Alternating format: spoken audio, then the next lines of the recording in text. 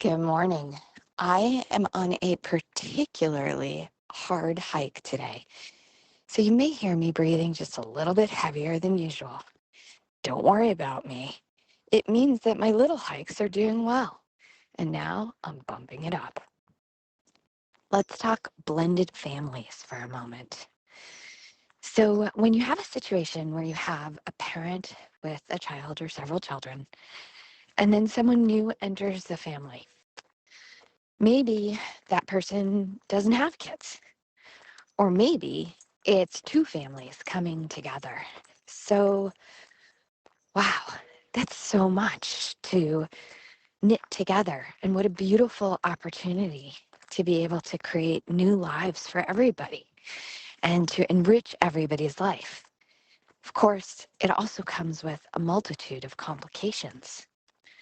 It's hard enough to get to know someone one-on-one. When somebody comes with other relationships, they're so integral to their life. Then you aren't just involving yourself in a relationship with that person. You're involving yourself in a relationship with their life. And as we get older, our lives are more complex. So what do we do if, let's say, we're suddenly dating somebody or married to somebody, and our relationship with that person is great, but our relationship with their kids or their relationship with our kids is not so great? So I'm going to share with you two different stories that have come up recently in our community. Obviously, I'm not going to share any details, but I'll just share with you the gist, the main vibe, as it were, so you can kind of extrapolate to yourself. And then I'm going to give you one caveat, which is to say that every situation is truly unique, and you'll understand why in a moment. So just this week, I had a mom who is in a new relationship with somebody, and it's going pretty well. But the oldest daughter is starting to get a little done with it. And she's starting to kind of act up a bit, refuses to set his place at the dinner table, just kind of like ignoring him, erasing him like, you don't belong here, you're not part of this family. Ouch. That's hard on everybody.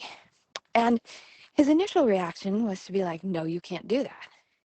But of course, it's very hard to tell a child who's doing that to you that they can't do that to you when they're doing it to you and they're not even your child.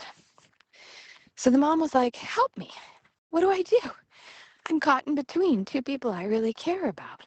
Of course, I want to protect my daughter, but this relationship that's beginning is also really important to me.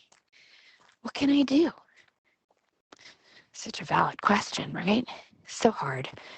So hard for our children to understand that our lives can take twists and turns, and so hard for us to be able to hold who we want to be, the incredible mother we want to be, with also the woman we want to be. Like, these are complicated ideas to mesh, to weave a life out of.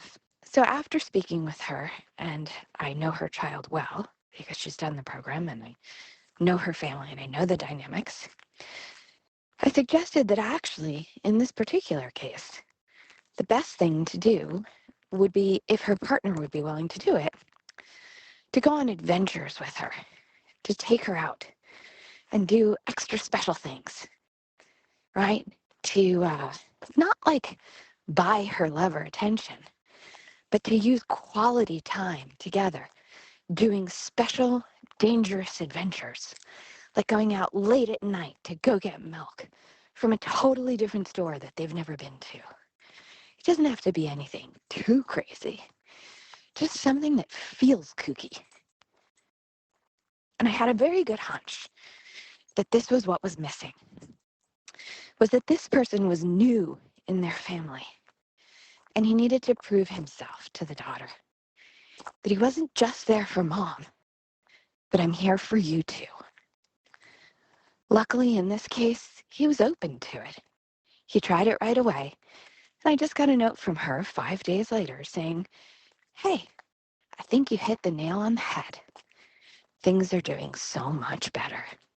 The adventures are working." That's awesome. But I will tell you, there was another story where same kind of situation, except at this point they had already remarried. And now this second husband was absolutely doing everything with this kid. And he was completely present. He was really like playing with her, trying to listen to her feelings. And no go. Wasn't working. Why? Because in that case, actually, he was doing so much that the daughter couldn't find like respect for him. It's kind of a hard, weird thing to explain, but kids really need a perfect mix of love, connection, attention, listening, and leadership. And when that leadership isn't there because somebody feels like it's not their place and not their right, some kids with certain kinds of temperaments can't find the wall enough to find the trust and to find the love.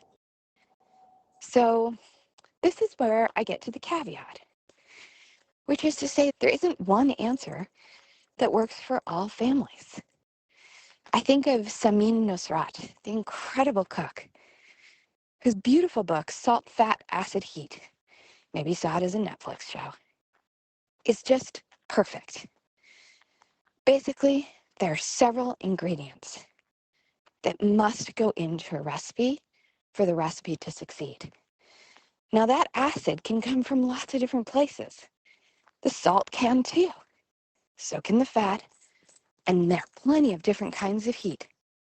But you have to have salt, fat, acid, and heat all in the right combination to make it work. And that's why sometimes it's too much connection. That's the problem.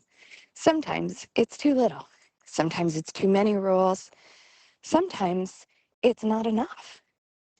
Sometimes it's too many rules without the amount of connection. And sometimes it's too much connection with not enough rules. No matter what, the soup doesn't taste good until all the ingredients are there in the right proportion. And everybody's soup is different. That's why on this podcast, I try to share with you so many different versions of what things can look like. Because there really isn't one way. There's plenty of flavors of soup in the world. And when I get to work with you directly, it's like you're handing me over a bowl of your family's soup. I get to take a sip and think with you about what you want it to taste like.